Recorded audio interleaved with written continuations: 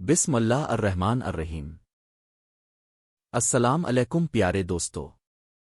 کہا جاتا ہے کہ کسی علاقے میں قحط سالی پیدا ہو گئی۔ اس قحط سالی کی لپیٹ میں نہ صرف انسان بلکہ چرند و پرند سب اس کا شکار ہو گئے۔ مویشی مالکان بے حد پریشان تھے۔ اس دوران ایک مسجد کے مولوی نے جمعہ کے خطبے میں نہایت یقین کے ساتھ یہ بات بتائی کہ اللہ کا نام لے کر یعنی بسم اللہ پڑھ کر دریا کو حکم دیا جائے تو وہ بھی نافرمانی نہیں کرتا۔ خطبہ سننے والوں میں ایک چرواہا بھی موجود تھا۔ مولوی کی یہ بات اس کے دل میں اتر گئی اور اس بات پر اس کا یقین کامل ہو گیا۔ اس نے واپس آ کر اپنی بکریاں کھولیں اور سیدھا دریا پر چلا گیا۔ اونچی آواز سے بسم اللہ الرحمن الرحیم پڑھا اور دریا کو کہا وہ اپنی بکریاں چروانے کے لیے دوسرے پار جانا چاہتا ہے، اور اسے کہا کہ مجھے اپنے اوپر سے گزرنے دے۔ یہ کہہ کر اس نے اپنی بکریوں کو لیا اور دریا پر چلتا ہوا دریا پار کر گیا۔ دریا کے دوسری طرف کا علاقہ گھاس سے بھرا پڑا ہوا، درختوں کے پتے بھی سلامت تھے، کیونکہ کسی کو یہاں تک آنے کی رسائی نہیں تھی۔ اس نے خوب اچھی طرح اپنی بکریوں کو سیر کروایا اور واپس لوٹ آیا۔ پھر یہ اس کا معمول بن گیا کہ وہ بکریاں پار چھوڑ کر واپس آ جاتا اور شام کو جا کر بکریاں واپس لے آتا۔ اس کی بکریوں کا وزن دگنا چوگنا ہو گیا۔ لوگ چونک گئے اور اس سے پوچھا کہ وہ اپنی بکریوں کو کیا کھلاتا ہے۔ وہ سیدھا سادھا اور صاف دل نوجوان تھا۔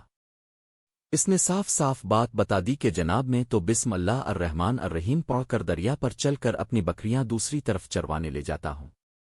یہ بات سب نے سنی مگر کسی نے اس چرواہے کی بات پر یقین نہیں کیا، کیونکہ یہ ناقابل یقین بات تھی۔ مگر بات ہوتے ہوتے مولوی صاحب کے پاس پہنچ گئی۔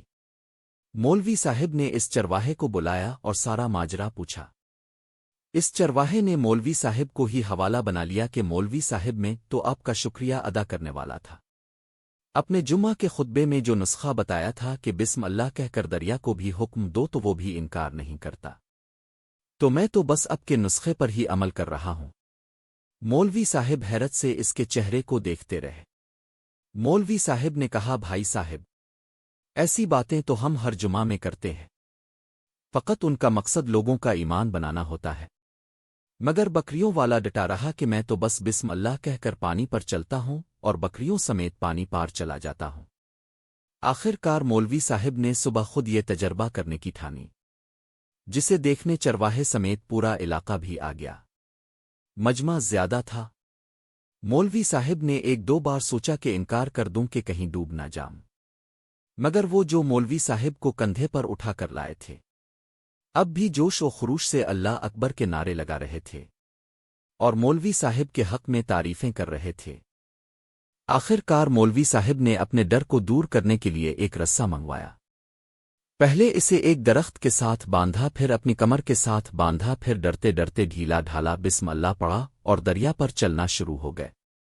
مگر پہلا پاؤں ہی رکھا تھا کہ پانی میں گر گئے۔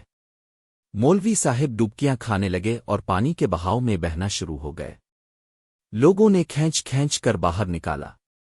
مولوی صاحب کی اس حرکت نے چرواہے کو پریشان کر دیا کہ مولوی صاحب کی بسم اللہ کو یہ کیا ہو گیا ہے، کیونکہ اس کا یہ روز کا معمول تھا۔ اس کے اپنے یقین میں کوئی فرق نہ آیا۔ اس نے بسم اللہ کہہ کر بکریوں کو پانی کی طرف اشارہ کیا اور خود ان کے پیچھے چلتا ہوا پار چھوڑ کر واپس بھی آ گیا۔ لوگ اسے ولی اللہ سمجھ رہے تھے اور اس کے حق میں نعرے لگا رہے تھے، مگر وہ سب سے بے نیاز سیدھا سادہ انسان تھا۔ وہ مولوی صاحب کے پاس پہنچا اور کہا، مولوی صاحب میں آپ کی بسم اللہ کی تعریف سے کافی پریشان تھا، مگر پانی پر چلتے ہوئے مجھے آپ کی بسم اللہ کی بیماری کا پتہ چل گیا۔ اس چرواہے نے درخت سے بندھی رسی کی طرف اشارہ کیا اور کہا، مولوی صاحب یہ ہے آپ کی بسم اللہ کی بیماری، آپ کی بسم اللہ کی برکت کو یہ رسہ کھا گیا۔ آپ کو اللہ اور بسم اللہ سے زیادہ اس رسے پر بھروسہ تھا، لہذا اللہ نے بھی آپ کو رسی کے حوالے کر دیا۔ پھر کہنے لگا، مولوی صاحب اب بھی کمال کرتے ہو، میں نے آپ کے منہ سے سنا اور یقین کر لیا، اور میرے اللہ نے میرے یقین کی لاج رکھ لی، مگر اپنے اللہ کا کلام سنا مگر یقین نہیں کیا، لہذا آپ کو اللہ نے رسوا کر دیا۔ محترم عزیز دوستو، یہی کچھ ہمارا حال ہے۔ ہماری نمازوں اور دعاؤں کا حال بھی یقین سے خالی ہے۔ عزیز دوستو ہمارے چینل کو لائک کریں شیئر کریں کمنٹ کریں اور سبسکرائب کریں